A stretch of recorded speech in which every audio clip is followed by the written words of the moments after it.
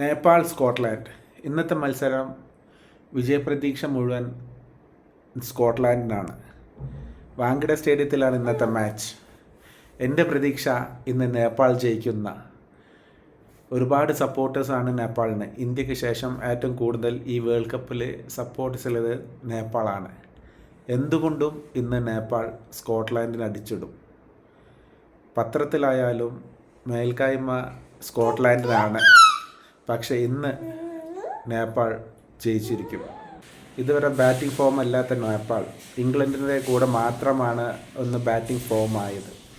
ബാക്കിയില്ല, ഇറ്റലീൻ്റെ കൂടെ ആയാലും വെസ്റ്റ് ഇൻഡീസിൻ്റെ കൂടെ ആയാലും വളരെ മോശം പ്രകടനമാണ് ബാറ്റിങ്ങിൽ.